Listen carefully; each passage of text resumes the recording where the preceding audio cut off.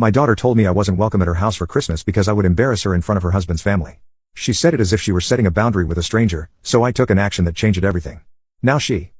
Not the man who taught her to ride a bike in the church parking lot on a Sunday afternoon when the world felt big and forgiving. It hurt because she meant it and because she sounded practiced. Dad, Emily repeated slower, as if carving each word into the table between us.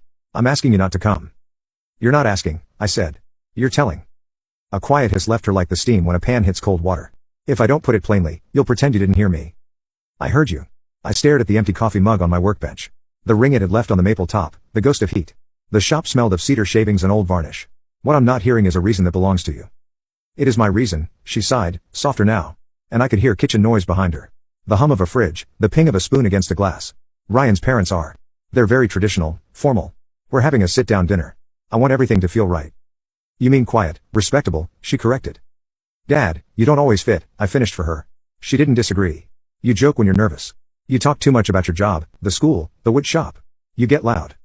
I get passionate about the things I love. I caught myself, jaw tightening. Name one time I embarrassed you.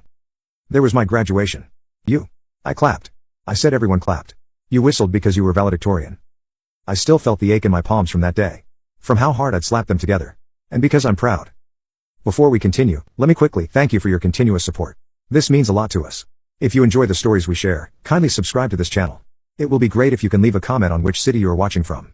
We might just give you a shout out in our next story. Today's special shout out goes to Eddie Graham from Stockholm. We are glad you enjoy our stories. Now, let's go deeper into the story. On the line, Emily waited me out. She learned that from me.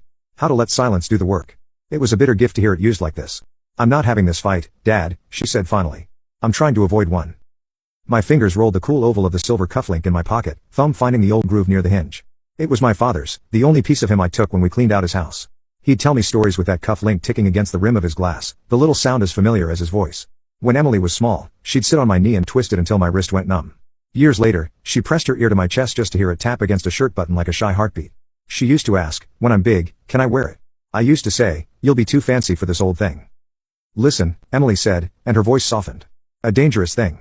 No one's mad at you. Then why am I the problem? The words came out level. I was proud of that. You know what I'm like.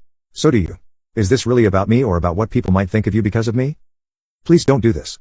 She gulped air. I can't. Ryan's family. They've never. Never what? Never had chaos at holidays. I let out a short laugh. Chaos is what you called those nights we made too many cookies and ate half the dough. That's the metric now. Dad, she said it like a warning and a plea, and it hit me in the ribs. I stepped away from the bench and looked at the photo stuck into the mirror above my tool chest. The one of Emily at 8 with bangs she cut herself, holding a crooked birdhouse we built together. Her front teeth were in limbo. The new one's too big for her mouth, and she was grinning like she'd invented a new kind of house. I used to think love like that soldered things in place. Turns out there are joints even heat can't keep from cracking. You're ashamed of me, I said. There it was, blunt and ugly under fluorescent light. She sucked in a breath. That's not fair. It's accurate. It's my dinner, she snapped. The softness vanished. My house. My rules. And I don't want you there. We both heard the fracture. I could almost see the words on the floor between us, sharp as glass. There wasn't any accident in the way she'd stacked them. I'll drop your gifts on the porch, I said. Don't, she said fast. We're not doing gifts with you this year. It took me a beat to understand, and then it took me another to say nothing I'd regret. I made something for you. My voice had gone thin. Dad, I'm trying to create peace, she said. Please don't make this hard. I pressed the cufflink hard into my palm until its edge bit skin. I guess I'm outvoted. It's not a vote. Seems like it is. There's no reason to turn this into a spectacle, she said. Let's be adults. You can come by next week. We'll do something just us. After you've put on the show, I said quietly. Her silence this time wasn't patience. It was a door. Good night, Dad. She said, good night, Em. I kept my voice steady until the line clicked dead. Then I let the shop have it. One sharp exhale. A cough that wasn't a cough. The radio on the shelf above the clamps muttered about traffic on the interstate and the chance of flurries. And I turned it off because even the noise hurt. The gift for her lay on the assembly table under a square of linen. A cutting board of maple and walnut with a bow tie inlay I'd cut by hand. On the underside, I'd carved a line only we would see, to the girl who made my hands useful. Love, Dad. It had the clean weight of something well made and not fancy. I'd planned to stack it with the store-bought things, pajamas, a scented candle I didn't understand, tickets to that place she pretended she liked. Now, it looked like I'd made something to insult her with. I sat on the stool and let my hands move because that's how I keep from saying the wrong thing. I sorted sanding pads by grit, something I only do when I'm a breath from spitting a truth I can't take back. I sharpened a chisel I'd sharpened yesterday. I put a drop of oil on the cufflink hinge and worked it back and forth until the motion softened, until the squeak became a whisper. When I finally went inside, the tiny house felt like a stage set. A tree leaned in the corner, pre-lit, the kind of thing I used to make fun of until I got tired of cursing at tangled strings. One ornament hung on it. The little red wooden bird Emily painted in second grade and left on my pillow with a note, "For your tree when I can't." I'd never told her that when she moved out, I slept with that bird in my hand for a week. I set the cufflink on the counter next to my keys and poured water into the kettle. My phone lit up again. A text from Emily.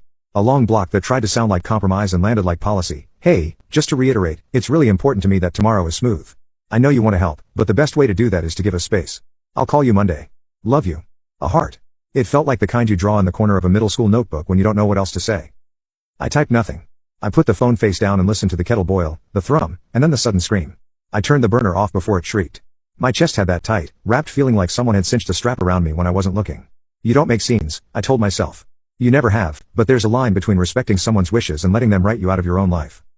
I slept badly and woke early, a habit that predates Emily and the in-laws and expectations. In the gray before daylight, I wrapped the cutting board in thick brown paper and tied it with twine. I tucked the other titles away, the pajamas, the candle, the play tickets. I left those in a bag by the door because I was honest enough to know I didn't buy them for her. I bought them for the idea of her, the one who still needed me to make the world stable. The cufflink rolled toward the edge of the counter as if it had somewhere to be. I caught it and slid it into the pocket of my shirt. The metal found its old hollow above my heart like it had been installed there. I told myself I was just going to drive past. I told myself I could look at her house in daylight and still choose to keep peace. I told myself a lot of things that were polite lies, the kind people forgive easily because they're convenient. The drive took 15 minutes if I caught the lights. I caught everyone. The sky had that hard white glare that says snow without delivering. And I gripped the wheel too tightly and loosened it because grip doesn't change the weather. Houses were reeds like they dressed up for a photograph. Emily's street smelled like fireplaces and someone's cinnamon. I parked 2 houses down and sat there with the engine ticking and my breath fogging the windshield in a slow rhythm.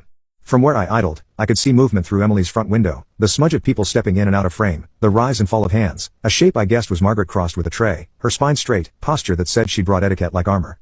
Another figure bald at the crown, shoulders like a question mark, was probably Margaret's husband.